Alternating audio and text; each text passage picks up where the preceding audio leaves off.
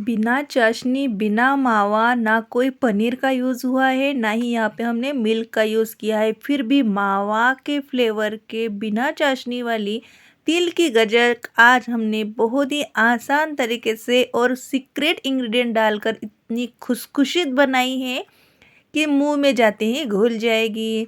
हर कोई इसी को ही बनाएगा, ये मुझे पूरा विश्वास है, क्योंकि इतनी टेस्टी और इतनी आसान है, बनाने में आसान, खाने में टेस्टी। ऐसे ही आज की तिल की गजक हमने बनाई है। चलिए ज़्यादा देर न करते हुए बनाना शुरू करते हैं। सबसे पहले आप गजक को देख लीजिएगा ताकि आपको पूरा विश्वास हो ताकि गजक कितनी परफेक्ट बन गई है। तो यहाँ पे गजक बनाने के लिए सबसे पहले हमें तिल चाहिए। ऑब्वियसली तिल की गजक है तो प्रमाण भी तिल का ही ज़्यादा रहेगा। कोई भी घर की कटोरी का आप मेजरमेंट कर लीजिएगा, कप, कटोरी, ग्लास, जितनी में क्वांटिटी में आप गजक बनाना चाहते हैं उस हिसाब से आप कोई भी बर्तन घर में एक सेट करिएगा। मैंने एक कटोरी के माप लिया है, उस कटोरी से 2 कटोरी यहाँ पे सफ़ेद तिल लिए हैं। तिल को पहले हमें ड्राई रोस्ट करना है। इसमें ना ही हमें कोई घी या तेल का यूज़ करना है, बिल्कुल लो फ्लेम पर हमें तिल को भूनना है। जितना अच्छे से आप इनकी भुनाई करेंगे उतना ही बढ़िया फ्लेवर हमारे गजक में आएगा। तो यहाँ पे मैं लो टू मीडियम फ्लेम पर तिल को पहले भून लेती हूँ। देख सकते हैं तिल अच्छे से भून गए हैं तो चलिए निकाल लेते हैं। सेम कढ़ाई में हमने उसी कटोरी से 1 कटोरी डाला है मूंगफली। कच्ची वाली मूंगफली यूज़ की है इसलिए रोस्ट कर रहे हैं। अगर आपने रोस्टेड मूंगफली यूज़ कर रहे हैं तो आप उसको रोस्ट ना करें। लेकिन जो नमकीन मूंगफली आती है उसका यूज़ ना करिएगा, क्योंकि मिठाई बन रही है, उसमें नमकीन का कोई काम नहीं। तो मूंगफली भी अच्छे से भून चुकी, तो ये है सीक्रेट इंग्रेडिएंट जिससे हमारे गजक का फ्लेवर, उसका टेक्सचर बहुत ही बढ़िया आएगा। 1 कटोरी डालना है पोहा। जी हाँ, पतला वाला, जाड़ वाला कोई भी पोहा आप ले सकते हैं। जो हम सुबह नाश्ते के लिए पोहा बनाते हैं वही ये पोहा है। इसी से ही हमारी गजक बिल्कुल मार्केट से भी बढ़िया बनेगी। एक बार तिल की गजक पोहा डालकर बनाइएगा इस रेसिपी से, यकीन मानिए सब आपकी तारीफ किए बगैर नहीं रहेंगे और रेसिपी आपको ज़रूर पूछेंगे कि आपने गजक कैसी बनाई। क्योंकि इसमें ना ही चीनी का हमने कोई चाशनी बनाई है, ना ही मावा डाला है, फिर भी मावे का फ्लेवर देगा। आगे आप रेसिपी देखिएगा, मैं आपको सभी डिटेल में बताऊंगी। एक ऐसी चीज़ यूज़ करेंगे जिससे परफेक्ट मावे का फ्लेवर आएगा। पोहा भी अच्छे से यहाँ पे रोस्ट हो चुका है। सभी चीज़ें हम यहाँ पे ड्राई रोस्ट कर रहे हैं, इस बात का आप ध्यान दीजिएगा। सेम कटोरी से 1 कटोरी लिया है डेसिकेटेड कोकोनट। यहाँ पे नारियल का बुरादा हमें चाहिए, इससे हमारी गजक की फ्लेवर बढ़ेगी, टेक्सचर बढ़ेगा और हेल्दी तो है ही, आपने देखा ही। वैसे ही सर्दियों का सीजन चल रहा है, जितना हो सके उतना तिल का और नारियल का यानी कि खोबरे का सेवन ज़्यादा से ज़्यादा करिएगा। ये हमारी सेहत के लिए बढ़िया होता है। इनके फ़ायदे मुझे गिनाने की ज़रूरत नहीं, क्योंकि हम सब जानते हैं इनके फ़ायदे। गज्जक को बहुत ही बढ़िया फ्लेवर देने के लिए इलायची भी मैंने इसी के साथ ही पीस ली है, सारी चीज़ें पीस ली है। और यहाँ पे जो नारियल लिया था उसे हमें नहीं पीसना है, क्योंकि हम इसको ऐसे साबुत ही रहने देंगे। खाते वक़्त अच्छा लगता है गज्जक में। और देख लीजिए सेम कढ़ाई थोड़ी-सी पोंछ ली है और उसमें अब हम चीनी डालेंगे। तो यहाँ पे सभी मात्रा हमारी हो गई थी। 2 कटोरी तिल, 1 कटोरी मूँगफली, 1 कटोरी पोहा और 1 कटोरी नारियल। तो ऐसे 5 हो गए थे, तो 5 के लिए 3 हम यहाँ पे कटोरी चीनी ले रहे हैं। चीनी की मात्रा कम ज़्यादा ना करिएगा, परफेक्ट रेशो है, परफेक्ट रेशो के साथ ही आज ये रेसिपी बनाई है। इसी रेशो के साथ बनाएँगे तो परफेक्ट ही बनेगी। और देख लीजिएगा 3 कटोरी चीनी के लिए 1 कटोरी पानी डाला है और इसको उबालने के लिए रख दिया है। जिसी कटोरी में, बर्तन में, थाली में आप इसे जमाना चाहते हैं उसे पहले ही घी से ग्रीस कर लीजिएगा। यहाँ पे हमें चाशनी नहीं बनानी है, क्योंकि मुझे पता है चाशनी अक्सर कम ज़्यादा होती है, चाशनी बिगड़ती है तो पूरी रेसिपी फेल होती है। हमें ऐसा कुछ नहीं करना है। सिंपल तरीके से, बिल्कुल आसान तरीके से देखना है। देख सकते हैं ऐसे चिपचिपी हो गई, देख लीजिए आपने चिपचिपी हो गई है। थोड़ा-सा ऐसा इसको बहुत ही ज़्यादा चिपचिपा कर दीजिएगा और इसमें तुरंत से जो हमने मिक्सचर बनाया है उसे डाल दीजिएगा। मावे का फ्लेवर देने के लिए 1 कटोरी भरकर मिल्क पाउडर डाल दीजिएगा।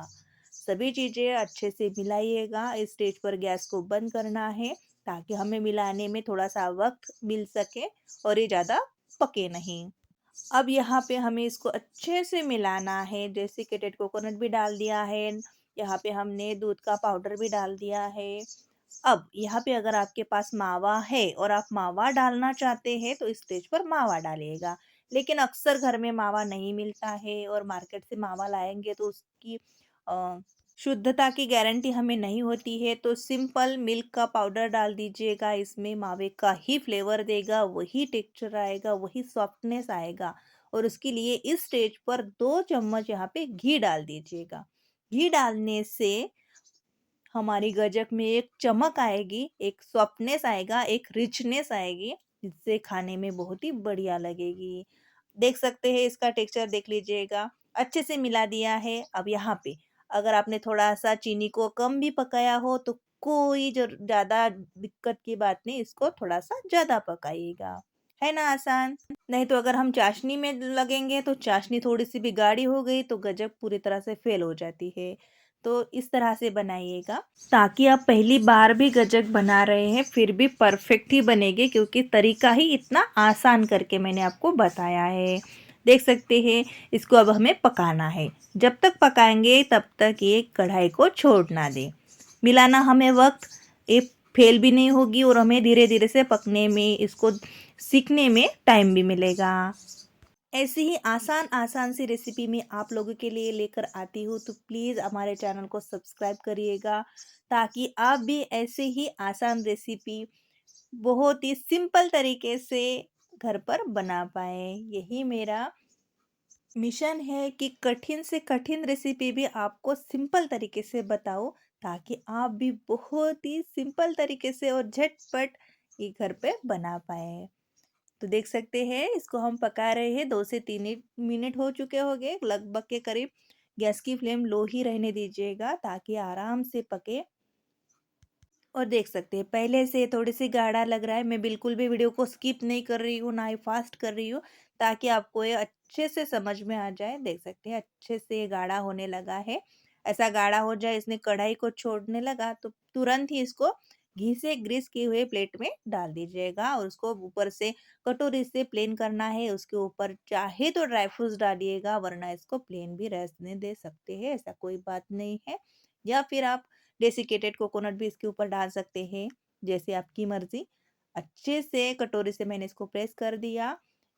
आधा घंटे के लिए इसको साइड में रखा था और आधे घंटे के बाद हमारी गजक बनकर तैयार है। देख सकते हैं कितनी परफेक्ट बनी है। झटपट तुरंत मुंह में घुल जाने वाली तिल की गजक बनकर तैयार है। पोहा डालकर आप एक बार तिल की गजक बनाकर देख लीजिएगा। इसमें परफेक्ट मेजरमेंट, परफेक्ट रेशो के साथ ये रेसिपी मैंने शेयर की है। तो इस तरह से आप तिल की गजक इस संक्रांत पे ज़रूर बनाइएगा और सबकी तारीफ पाइएगा। चलिए, मैं इसे आपको तोड़ के भी दिखाती हूँ कि कितनी सॉफ्ट हो चुकी है। कहने के लिए नहीं, लाइक बल्कि दिखाने के लिए और खाने के लिए भी देख सकते हैं। इतनी सॉफ्ट है कि जा मुँह में जाते ही घुल जाएगी। देख लीजिएगा कितनी सॉफ्ट है। जैसे माने कोई मावे की ये गजक है, मावे की बर्फी है, लेकिन हमने इसमें मावा नहीं यूज़ किया, आपने देखा ही। फिर भी परफेक्ट रिजल्ट आपके सामने है। तो आप इस तरह से इस संक्रांत पे तिल की गजक ज़रूर बनाइएगा और आपके अनुभव मेरे साथ ज़रूर शेयर करिएगा। इसको अच्छे से ठंडा होने देना है और किसी भी एयर टाइट डब्बे में या फिर स्टील के डब्बे में भी आप इसको भर कर रख सकते हैं। पूरे 3 से 4 महीने भी ये खराब नहीं होगी।